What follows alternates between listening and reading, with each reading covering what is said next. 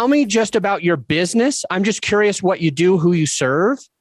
And then I want to bring it into like what you're doing with your podcast that's about to launch as well.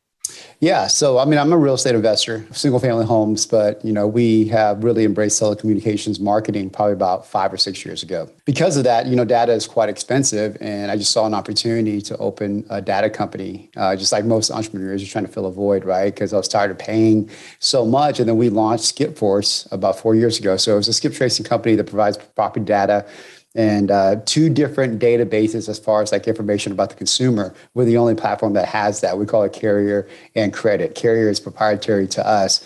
And so we've been, growing that business, have over 1,000 active users right now. And that's really became more of my passion than actual real estate investing. I love talking to real estate investors and diving into their business and seeing how they can execute, especially on the telecommunication side, their marketing campaigns a little bit better. That's the Cliff Note version for sure. Cool, man.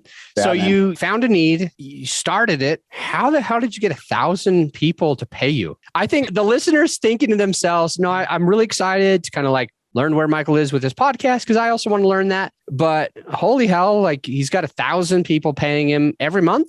Is that right? Yeah, well, we do have an MR component, so we don't have 1,000 that is part of our membership. It's probably about 30% of that, right? So 300.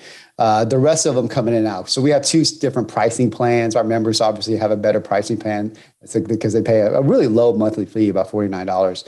Man, it just grew organically. So, I'm a part of masterminds as well. And I think a lot has to do with just you as a person. I think, any business, to me, it literally hurts and pains me if I have a crappy product. And truthfully, whenever we first started this data thing, I knew nothing about how to run a data company. So there's a lot of mistakes along the way, but you just take ownership of it and then you just try to constantly improve the product. And I think that's just how it evolved. How do you market it though? How do you get it in front of 1,000 people? Is it all word of mouth or? No, I think it's probably about 50 to 60% word of mouth. We run a lot of cold traffic, although that's becoming increasingly more difficult, truthfully. So we have a marketing team. So there's really 2 guys on our team that's what they do full time and trying to get the message out. I got to tell you, just being a little bit vulnerable here, my public speaking, especially a couple of years ago, was always my biggest fear. So that's why I went to Sean's thing, McClossy's thing, right? It was my biggest fear. Even whenever I went through, the podcast tours or going on podcasts,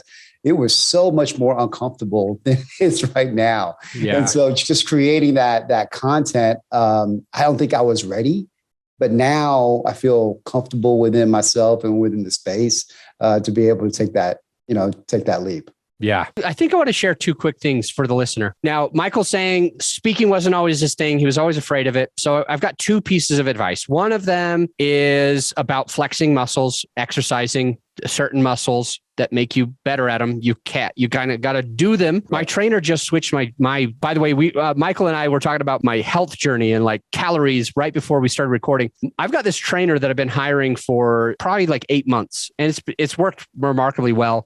But, a couple things is every 6 weeks, he switches my workout on me. So every 6 weeks, I get a totally different thing. And it's always harder than the last time. But after about 3 or 4 or 5 or 6 weeks, you're used to all of those new movements. And that's like with our podcast. So first and foremost, podcasting is scary. Putting ourselves out there is scary. Being a public speaker is scary. Being on other people's shows is scary. But if we flex that muscle, yes, it's uncomfortable the first time. It's uncomfortable the second time. It might even be a little painful, but we're going to get used to it. We're going to get stronger. And then on the 6th week of this last one, it was like, I'm doing these lunges with the heavy weight. And I'm just like going down and back up and going down and back up. And I'm like, what the hell's happening? I'm so freaking strong. And then he switched it on me again. And now I'm doing like insane amounts of deadlifts and hamstring curls. And I'm like, my hamstrings cannot stand this. So I couldn't even do all of the reps. But I went out there, I put it in, I'm getting the exercise and I'm going to get used to it. And then I'm going to crush it. I'm going to look better and I'm going to feel better and I'm going to be way stronger. But I couldn't do that without putting in the reps. So you're listening and you're thinking to yourself, like, what did Michael do to kind of get over this? Well, one of the things he freaking just put in the reps. Yeah. He just he did a podcast tour. He went to a coaching for speaking on stage. He put himself out there. He practices it. He tries it. Now he's feeling like real comfortable enough to go to that next thing.